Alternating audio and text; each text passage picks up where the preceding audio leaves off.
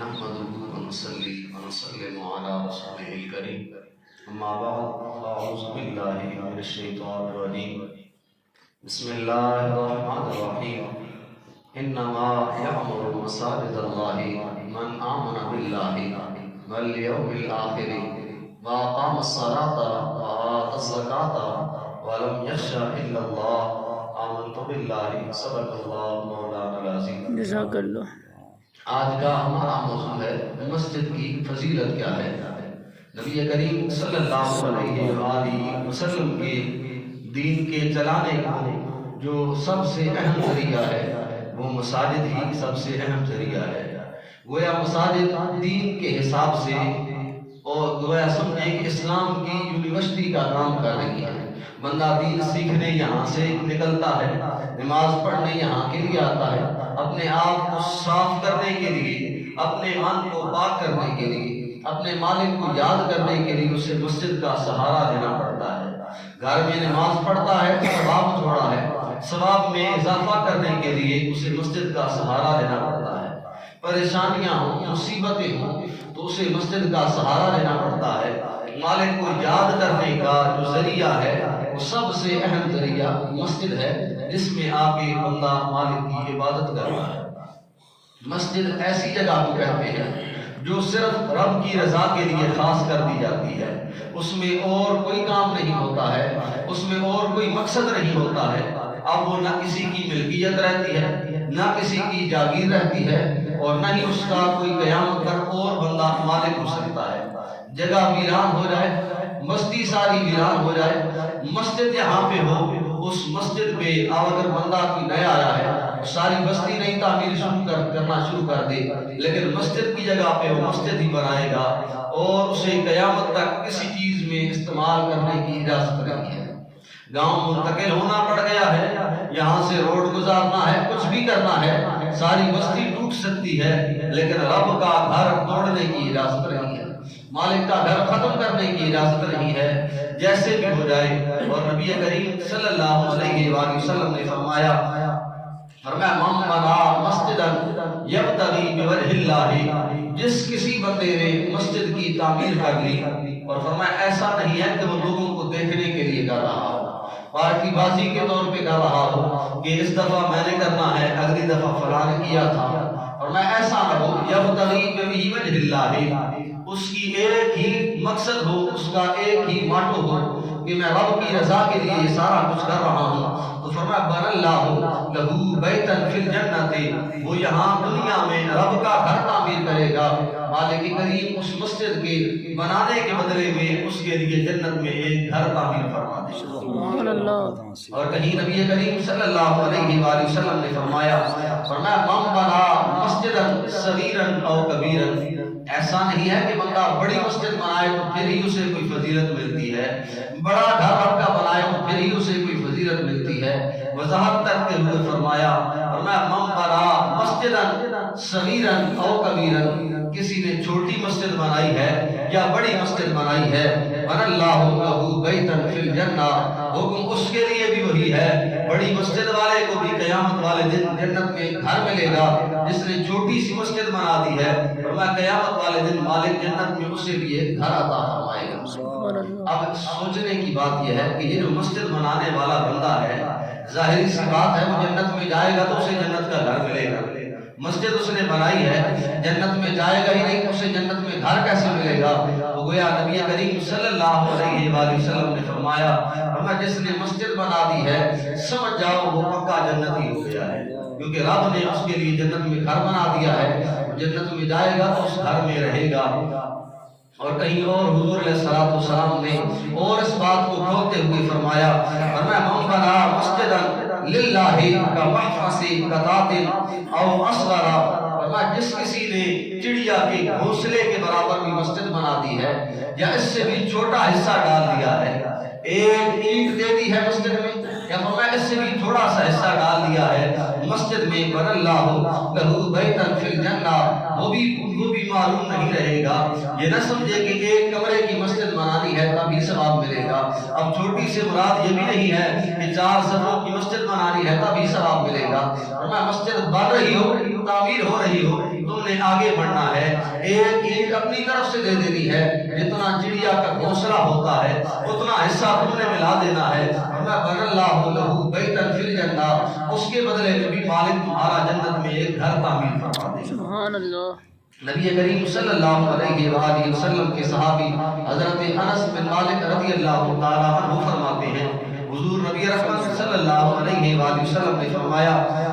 میری امت کے اجر و ثواب میرے سامنے پیش کیے جائیں گے۔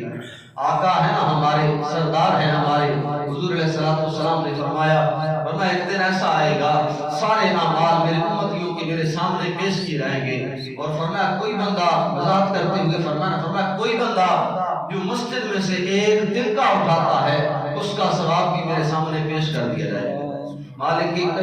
کریم کے فرشتوں نے وہ لکھا ہوگا کہ رب کے محبوب علیہ الصلوۃ والسلام کے سامنے جو رجسٹر لکھا جائے گا، لکھا ہوگا آپ کا امتی مسجد میں آیا تھا نماز پڑھنے کے لیے، اس نے فلاں جگہ سے تھوڑا سا گند اٹھا لیا تھا، اسے اپنے ساتھ باہر لے گیا تھا، اس کا ثواب بھی اس کے کھاتے میں لکھا ہوگا۔ اگر تھوڑی سی نیکی جو اتنی ہے کہ ایک دن کا اٹھا لیا ہے اس کا ثواب لکھا جائے گا، وہ جو مسجد کی صفائی کرتا ہے، مسجد کا خیال کرتا ہے، اس کا اجر و ثواب کیا ہوگا؟ کوئی حساب نہیں ہے، کوئی اس کا معاملہ نہیں ہے کہ بندہ کہے 100 نیکیاں ہیں، 1000 نیکیاں ہیں۔ یہ مالک کا گھر ہے، جو بندہ یہاں صفائی صرف اس لیے کرتا ہے کہ یہاں نمازی نماز پڑھنے کے لیے آتے ہیں، رب کی رضا کی خاطر وہ کرتا ہے کہ یہاں نمازی آتے ہیں انہیں کوئی تکلیف نہ ہو، آنے والا بندہ یہ نہ کہے کہ یہاں مسجد میں ایسا ہے، وہ سکون سے نماز پڑھے، اطمینان سے رب کو یاد کرے۔ اگر وہ اس لیے صفائی کرتا ہے، اس لیے سارا اہتمام کرتا ہے، نبی کریم صلی اللہ علیہ وآلہ وسلم کا فرمان ہے، جس کسی بندے کو دیکھو کہ وہ مسجد کی خبر گیری کر رہا ہے، وہ مسجد میں آ کے نمازیں پڑھ رہا ہے، مسجد کا خیال رکھ رہا ہے، مسجد کی صفائی کر رہا ہے، میرے کریم محبوب نے فرمایا تمہارے لیے حکم یہ ہے تو تم اس کے ایمان کی گواہی دے دو۔ یہ سب سے بڑا کام ہے کہ بندہ کسی کے ایمان کی گواہی دے کہ یہ بندہ مومن ہے یا نہیں۔ یہ رب کا اور بندے کا معاملہ ہے۔ ہو سکتا ہے کوئی ایسا کام ہوا ہو کہ جس کی وجہ سے مالک بندے سے ناراض ہو گیا، بندے کی زبان سے کوئی ایسا کلمہ نکلا ہو کہ بندہ دار اسلام سے خارج ہو گیا ہو، لیکن فرمایا جو مسجد میں آ کے مسجد کی خبر گیری کرتا ہے، میرے کریم محبوب نے فرمایا یہ ہو ہی نہیں سکتا ہے کہ وہ مومن نہ ہو۔ جس کسی کو دیکھو کہ وہ مسجد کا خیال کرتا ہے، تم سے پوچھا جائے کہ یہ بندہ ایماندار ہے یا نہیں، میرے کریم محبوب نے فرمایا اس عمل کو دیکھو کہ وہ مالک کے گھر کا خیال کرتا ہے، تم نے اس کے ایماندار ہونے کی گواہی دے دینی ہے۔ پھر ساتھ آیت مبارکہ پڑھی،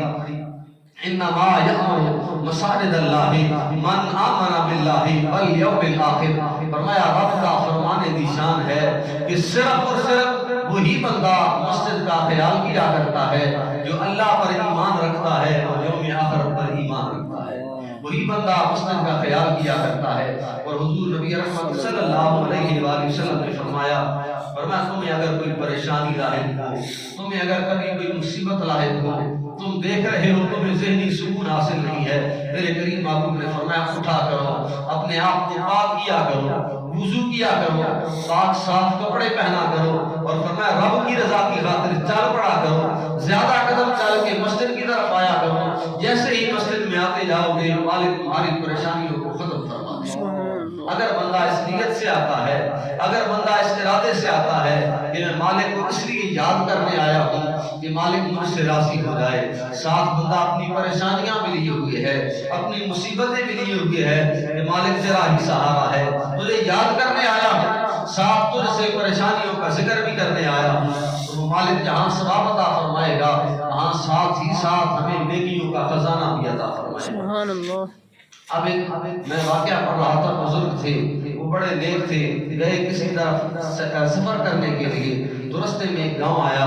وہاں انہوں نے ٹھہرنا چاہتے تھے کہ رات گزاروں یہیں پہ، اب رات کو سفر کیا کرنا ہے۔ اب وہ کہتے میں ایک دروازے پہ گیا، دستک دی، یہ مسافر ہوں میں نے رات رہنا ہے، اس نے کہا نہیں گھر میں جگہ نہیں ہے، دوسرے دروازے پہ دی، تیسرے پہ دی، کوئی بندہ گھر میں رکھنے کے لیے تیار نہیں تھا۔ ایک صاحب نے مجھے مسجد کا رستہ بتا دیا، کہا جائیں صاحب وہاں پہ رہ لیں اور کوئی رکھنے والا نہیں ہے۔ بزرگ فرماتے میں مسجد میں گیا تو میں مسجد میں ٹھہرا رات میں سوتا ہوں تو کیا دیکھتا ہوں دیواروں سے رونے کی آواز آتی ہے، میں نے دیکھا اٹھ کے پریشان ہوا، کوئی نہیں ہے، میں نے آواز پہ غور دیا، وہ مسجد کی آواز تھی۔ مسجد کہہ رہی تھی مالک اس گاؤں سے کبھی پریشانیاں ختم نہ کرنا، مالک اس گاؤں سے کبھی مصیبتیں ختم نہ کرنا، انہوں نے تیرا گھر بنا کے ویران کر دیا ہے۔ بنا تو دیا ہے انہوں نے، لیکن یہ عبادت کرنے نہیں آتے ہیں۔ وہ بزرگ فرماتے ہیں میں صبح اٹھا، لوگوں میں بات پھیل چکی تھی، کوئی حدیث نہیں ہے، کوئی ایسی بات نہیں ہے کہ اس میں یہ نہ ہو کہ اعتراض نہیں ہے، لیکن ایک بزرگ کا واقعہ ہے جیسے آج ہم کرتے ہیں، پھیل جائے کہیں پہ بات کہ پیر صاحب آئے ہیں، سارا گاؤں اکٹھا ہو جاتا ہے، لیکن رب کی طرف آنا ہو تو چند لوگ آتے ہیں۔ پیر صاحب کو ملنے کے لیے لائن لگی ہے، لوگ دھکے پہ دھکا دے رہے ہیں، 2-2 گھنٹے لائن میں کھڑے ہیں، کس لیے کہ پیر صاحب سے ملاقات ہو جائے۔ نہ پیر صاحب جانتے ہیں، نہ مرید جانتا ہے، نہ کوئی اور بات ہونی ہے، بس صرف ہاتھ ملانا ہے۔ بھائی ایسا کیوں ہے کہ ہم پیر صاحب کا ہاتھ چومنے کے لیے پوری لائن میں گھنٹوں لگے رہتے ہیں، لیکن مسجد میں بیٹھتے ہوئے ہمیں ہمارا دل دکھنے لگ پڑتا ہے، دل تنگ ہونے لگ پڑتا ہے۔ پہلی بات تو ہم آتے ہی نہیں ہیں، اگر آتے ہیں تو آتے ہوئے ہمیں تھوڑا درد ہونے لگتا ہے۔ بھائی اگر دنیا دار کو، دیندار کو ملنے کے لیے رب کی رضا کی خاطر ہی صحیح آپ کسی رب کے بندے کو ملتے ہیں، ثواب کی خاطر ہی صحیح آپ پیر صاحب کو ملتے ہیں، نیکی ہی صحیح آپ پیر صاحب کو ملتے ہیں، چلے عبادت ہی صحیح آپ پیر صاحب کو ملتے ہیں، لیکن کیا اس سے زیادہ عبادت ہے کہ ادھر نماز میں آ کے آپ مالک سے ملاقات کر رہے ہیں، نماز میں آ کے آپ اپنے رب سے ملاقات کر رہے ہیں، اور ادھر جیسے بھی ہے آپ ایک مخلوق میں ایک بندے سے عبادت کی خاطر یا نیکی کی خاطر مل رہے ہیں، کوئی جوڑ نہیں ہے ان باتوں کا۔ وہ بزرگ فرماتے میں صبح اٹھا، علاقے میں بات پھیل گئی کہ فلاں بزرگ ہیں، بڑے پہنچے ہوئے ہیں، وہ آئے ہوئے ہیں، کہتے میں اٹھا، نماز پڑھنے کوئی نہیں آیا، لائن لگے لوگوں کی، کسی نے کہا فلاں بیماری ہے تویز دے دے، کسی نے کہا فلاں بیماری ہے دم کر دے۔ وہ کہتے ہیں میں نے کسی کو کچھ نہیں دیا، میں نے کہا 2 مہینے کا وقت ہے، ایک بات تمہیں بتا جاتا ہوں، ایک کام تمہیں بتا جاتا ہوں، اگر تم وہ کر لو پھر 2 مہینے بعد آؤں گا، تم جو تعویذ مانگو گے میں تمہیں دوں گا، جو دم کراؤ گے میں تمہیں کروں گا۔ لوگوں نے کہا ایسا ہی کر دے، ہمیں پریشانیاں بڑی ہیں، کسی کا بیٹا نہیں جا رہا ہے کام پہ، کسی کے گھر میں بیماری ہے، کسی کے گھر میں تکلیفیں ہیں۔ اب ان بزرگوں نے بتایا، انہوں نے کہا ایسا کر لو مسجد کو آباد کر، 2 مہینے کا وقت ہے، 2 مہینے کے لیے مسجد کو آباد کر دو، 2 مہینے بعد میں آؤں گا، تمہاری ساری باتیں پوری کروں گا۔ وہ فرماتے میں چلا گیا سفر پہ، مجھے یقین کامل تھا، میں 2 مہینے گزارنے کے بعد واپس اسی گاؤں میں آیا، میں نے رات گزاری، جس کسی کا دروازہ کھٹکھٹاتا ہوں، عربی کہتا ہے آئے ہمارے گھر میں رہے، آئے ہمارے گھر میں رہے۔ فرماتے میں نے کسی کے گھر میں نہیں جانا چاہا، میں نے صرف دیکھنا تھا کہ حالات کیا ہیں لوگوں کے، میں رات مسجد میں گزارنا چاہتا تھا، میں مسجد میں گیا،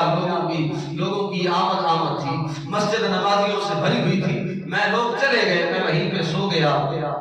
2 مہینے پہلے جو دیواروں کی حالت تھی، رونے کی آواز آتی تھی، اب میں سو گیا نا، تو میں سویا، میں نے سنا رات مسجد سے آواز آتی ہے، مسجد کہتی ہے مالک ان لوگوں سے پریشانیوں کو دور فرما دے، ان لوگوں سے مصیبتوں کو دور فرما دے۔ وہ بزرگ فرماتے میں نے رات گزاری، میں صبح بیٹھ گیا کہ لوگ آئیں گے ملنے کے لیے، کوئی بندہ نہیں آیا ملنے کے لیے، میں باہر چل پڑا، ہر کوئی اپنے کام میں مصروف ہے۔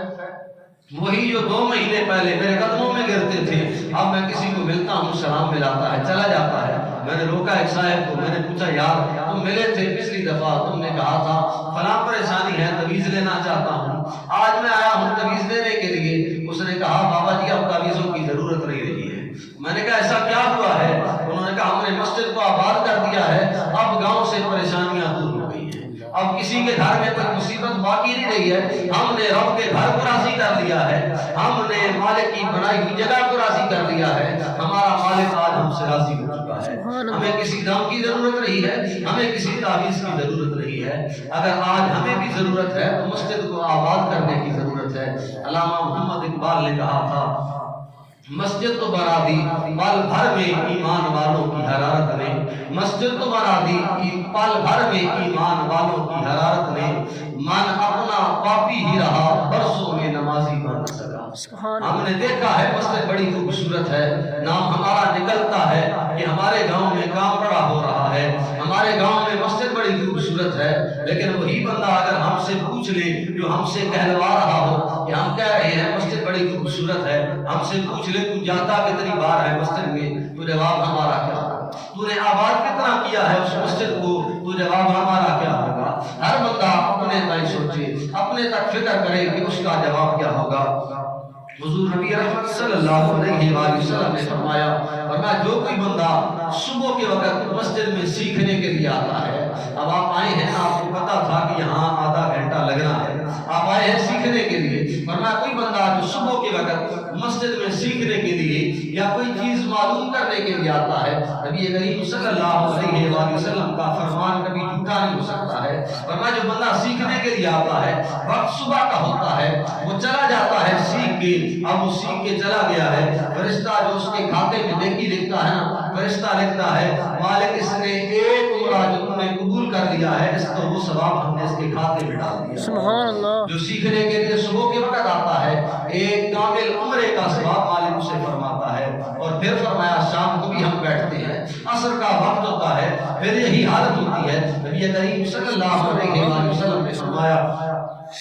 شام کا وقت ہوتا ہے، لوگ پھر کسی مقصد کے لیے آتے ہیں کہ کچھ سیکھ لیں، کچھ بتا لیں، کچھ سن لیں، سنا لیں۔ فرمایا اس کے وقت جب وہ سیکھ کر چلے جاتے ہیں تو ان کے کھاتے میں جو ثواب لکھا جاتا ہے، مالک کی طرف سے حکم ہوتا ہے فرشتوں کو، فرشتوں ہمارا بندہ آیا تھا مسجد میں کچھ سیکھنے سکھانے کے لیے، اب اس کے کھاتے میں کامل حج کا ثواب لکھا۔ سبحان اللہ۔ صبح کے وقت جو سیکھنے آتا ہے اسے کامل عمرے کا ثواب ملتا ہے، شام کے وقت جو سیکھنے آتا ہے اسے ایک کامل حج کا ثواب عطا ہوتا ہے۔ اور حضرت عمر فاروق رضی اللہ تعالیٰ عنہ آپ اپنے دور بادشاہت میں حضرت بلال حبشی رضی اللہ تعالیٰ عنہ کو ملنے کے لیے شام کے دورے پر گئے۔ حضرت بلال جب آپ کو ملے نا تو جو روایت والے الفاظ ہیں، جو نقل کرنے والے لوگ ہیں، وہ کہتے ہیں دونوں جب صاحب آپس میں ملے، پرانے دوست بھی تھے، حضور علیہ السلام کی یاد بھی تھی۔ جو پہلی بات تھی حضرت بلال حبشی کی، بندہ پوچھتا ہے نا کہ وہاں سناؤ فلاں بندہ کیسا ہے، فلاں میرا ساتھی کیسا ہے، لیکن حضرت بلال حبشی کے جو پہلے الفاظ تھے، حضرت بلال حبشی نے پوچھا کہا مسجد نبوی کا فلاں کونا کیسا ہے، جہاں حجرہ عائشہ صدیقہ رضی اللہ تعالیٰ عنہ تھا اس کی حالت اب کیسی ہے، میں آیا تھا تو تعمیر کا کام شروع تھا، اب تعمیر کہاں تک پہنچی ہے۔ حضرت بلال نے بتایا، کہا اگر مجھے فکر ہو رہی ہے اس مسجد کی ہو رہی ہے جہاں کبھی بلال آزان دیا کرتا تھا، جہاں کبھی بلال نماز پڑھا کرتا تھا۔ اور حضرت عبداللہ بن مسعود رضی اللہ تعالیٰ عنہ فرماتے ہیں کہ جب بندہ مسجد میں آ کے کسی مخصوص جگہ پہ نماز پڑھتا ہے، ایک جگہ ہے اس کی مخصوص فرائض تو ہیں، اس نے جہاں پہ ملنا ہے، جہاں پہ سب مکمل کرنی ہے وہیں پہ کھڑا ہونا ہے، لیکن فرائض کے بعد اس کی جگہ ایک مخصوص ہے، وہ اس طرف کھڑے ہو کے مخصوص جگہ پہ نماز پڑھتا ہے۔ حضرت عبداللہ بن مسعود فرماتے ہیں اگر وہ بندہ نہیں آتا ہے نا تو وہ صف والی جو جگہ ہوتی ہے نا وہ اس بندے کا انتظار کیا کرتی ہے، اور اگر فرمایا وہ بندہ فوت ہو جاتا ہے، اس کا انتقال ہو جاتا ہے، تو حضرت عبداللہ بن مسعود فرماتے ہیں وہ جگہ جو صف والی جہاں وہ بندہ کبھی نماز پڑھا کرتا تھا وہ رب کی بارگاہ میں رونا شروع کر دیتی ہے۔ کسی کے لیے بچے رو رہے ہیں کہ ہمارا باپ چلا گیا ہے، کسی کے لیے وہ رو رہے ہیں جنہیں وہ کبھی پالا کرتا تھا، جو ان کی ضرورتوں کا خیال کیا کرتا تھا، جو ان کے ساتھ کے سائے کی طرح تھا، لیکن وہ بندہ جو نمازی ہے مسجد میں گھر کو رب کے گھر کو آباد کرنے کا ذریعہ بنتا ہے، جس جگہ پہ کھڑے ہو کے ہمیشہ عبادت کرتا ہے، وہ مسجد والا ٹکڑا اس کے لیے رویا کرتا ہے۔ اور حضرت عبداللہ بن مسعود نے فرمایا وہ رو کر رب کی بارگاہ میں دعا کرتا ہے، مالک اس نے مجھے آباد کیا تھا، تو نے اسے کبھی غیر آباد نہیں کرنا، مالک یہ مجھے آباد کرتے ہوئے تیری بارگاہ میں آ گیا ہے، اب تو نے اسے اجر و ثواب عطا فرمانا ہے۔ اب اگر آخری بات کرتا رہوں، ہم کبھی ایسے بھی ہوتا ہے کسی سے پوچھا جائے گا کہ نماز کہاں پہ پڑھتے ہیں تو جواب ملتا ہے کہ گھر پہ پڑھتے ہیں، وقت نہیں ملتا ہے، کبھی ٹائم نہیں نکلتا ہے، کبھی کیسے ہے بس گھر میں پڑھ لیتے ہیں، گھر میں بندہ نماز پڑھتا ہے۔ زمین یہی ہے، ایک پہلے کسی کے نام پہ تھی، جیسے ہمارے گھر کی زمین ہمارے نام پہ ہے، اب اس نے رب کی راہ میں لے دی ہے، اب اس کی فضیلت کیا ہے، سامنے گھر ہے، سامنے گھر ہے، اس طرف گھر ہے، آمنے سامنے ایک منٹ کا فاصلہ نہیں ہے، بندہ وہاں پہ کھڑا ہو کے 4 قدموں کے فاصلے پہ نماز پڑھتا ہے، نماز وہاں بھی رب کی ہے، نماز یہاں بھی رب کی ہے، رضا وہاں بھی رب کی ہے، یہاں بھی رب کی ہے، وہاں کھڑے ہو کے نماز پڑھتا ہے، ایک نماز کا ثواب ملتا ہے۔ جیسے ہی مسجد میں چلا آتا ہے، جماعت کھڑی ہے، جماعت کے ساتھ نماز پڑھنا شروع کر دیتا ہے، مالک اسے 27 نمازوں کا ثواب عطا فرماتا ہے۔ سبحان اللہ۔ ایک کے کھاتے میں ایک ڈلتی ہے جو گھر میں پڑتا ہے، دوسرے کے کھاتے میں 27 کا ثواب ڈلتا ہے۔ اگر دنیا داری کی طرف چلے آئیں، کہیں سے آواز لگانے والا آواز لگا رہا ہو، لائنیں دو لگی ہو، بندہ کوئی کہہ رہا ہو اس لائن میں آؤ گے 1 روپیہ ملے گا، اس لائن میں آؤ گے 27 روپے ملے گے، جلا کلا بھی ہونا وہ 1 روپے والی لائن میں نہیں لگے گا، وہ بھی 27 والی لائن میں لگ جائے گا۔ کیوں؟ کیونکہ اسے پیسہ چاہیے، وہ زیادہ کی طرف جا رہا ہے۔ دنیا کی خاطر ہم زیادہ کی طرف جاتے ہیں اور آخرت کی خاطر ہم کم کی طرف جاتے ہیں۔ اور کہیں حضور علیہ السلام نے ایک دن نماز کے لیے کھڑے ہوئے، جماعت کھڑی ہوئی، میرے کریم محبوب علیہ السلام نے اقامت کے بعد پیچھے دیکھا، تعداد تھوڑی کم تھی۔ میرے کریم محبوب نے فرمایا، اور میں اگر مجھے بچوں اور عورتوں کا خوف نہ ہوتا تو میں نماز پڑھنے سے پہلے تمہیں کہتا کہ جاؤ لکڑیاں اکٹھی کر لاؤ، اور وہ لوگ جو گھروں میں نماز پڑھتے ہیں فرمایا میں ان کے گھروں کو آگ لگا دوں۔ جو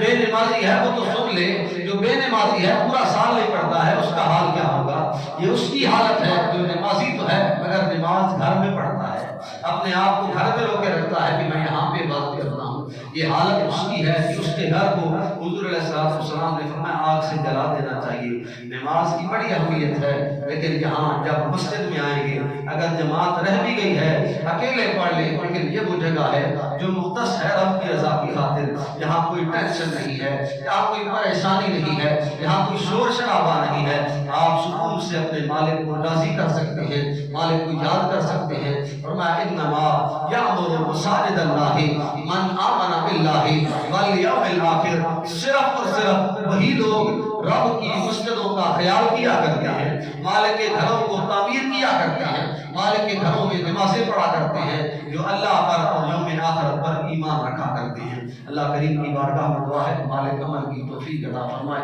آخر دعوانا الحمدللہ۔